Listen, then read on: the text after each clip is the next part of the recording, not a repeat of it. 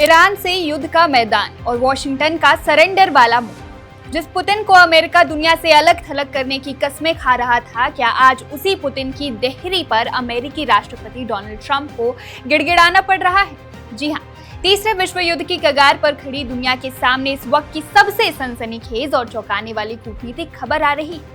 Middle east में भड़की जंग के बीच वॉशिंगटन ने गुप्त रूप से क्रेमलिन से मदद मांगी है। मुद्दा है स्ट्रेट ऑफ हॉर्मुज़, जहां से पूरी दुनिया की तेल की नसें गुजरती है। लेकिन असली भूचाल तो इस बात से आया है कि रूस ने अमेरिका का ये प्रस्ताव सिर्फ ठुकराया नहीं, बल्कि ट्रंप प्रशासन के मुंह पर तमाचा जड़ दिया है। क्या वॉशिंगटन का मास्टर स्ट्रोक फ्लॉप हो चुका है? आइए इस महाड्रामा की एक एक परत खोलते हैं। कहानी शुरू होती है आधी रात को, जब दुनिया सो रही थी। जॉइंट बेस एंड्रयूज से अमेरिकी सेना का एक विशाल विमान C-17 ग्लोबमास्टर टेक ऑफ करता है। फ्लाइट ट्रैकर की रडार स्क्रीन पर जब इस प्लेन की लैंडिंग लोकेशन दिखी तो पेंटागन से लेकर CIA तक हड़कंप मच गया।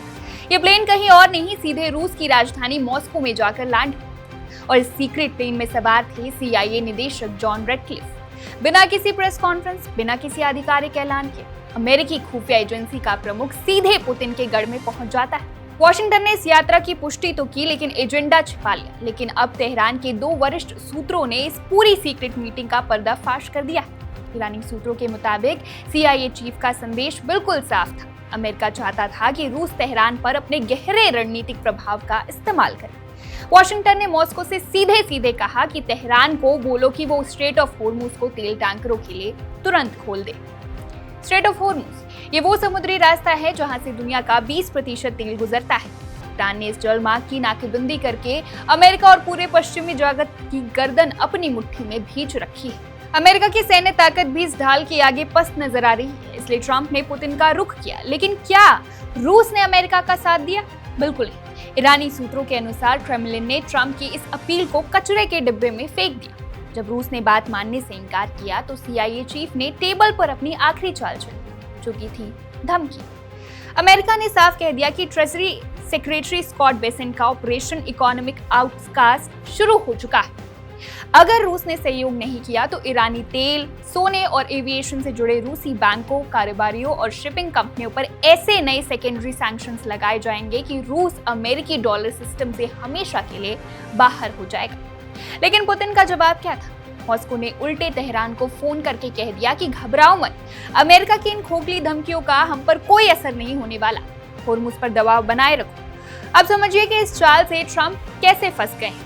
अमेरिका जानता है कि अगर स्ट्रेट ऑफ हॉर्मुज़ लंबा बंद रहा तो वैश्विक बाजार में तेल $150 के पार जाएगा और अमेरिकी अर्थव्यवस्था ताश के पत्तों की तरह ढह जाएगी। रूस पर पश्चिमी देश पहले ही अनगिनत प्रतिबंध लगा चुके हैं। पुतिन के पास होने के लिए कुछ बचा ही नहीं। ऐसे में वो अमेरिका के आगे क्यों झुकेंगे, खासकर तब जब ईरान उनका मजबूत रणनीतिक साथी। हालांकि ना तो व्हाइट हाउस और ना ही क्रेमलिन ने इस मीटिंग के मिनट्स की आधिकारिक पुष्टि की, लेकिन कूटनीति के गलियारों की गूंज बता रही है कि वॉशिंगटन में आपातकाल जैसी स्थिति है। ट्रंप का ये दाव उल्टा पड़ चुका है। रूस ने हाथ खींच लिए हैं और हॉर्मुज़ की चाबी अभी भी तेहरान के हाथ में। क्या अमेरिका मजबूर होकर ईरान पर सीधे घातक हमला करेगा, या फिर हॉर्मुज़ की ये बंदी पूरी दुनिया में इतिहास का सबसे बड़ा तेल संकट पैदा करने वाली? आप इस पूरे खेल पर क्या सोचते हैं? क्या पुतिन ने ट्रंप को ठुकरा कर सही किया? नीचे कमेंट में अपनी राय जरूर बताइएगा। फिलहाल बस इतना ही। देश और दुनिया की तमाम बड़ी खबरों के लिए देखते रहिए one India. Subscribe to One India and never miss an update. Download the One India app now.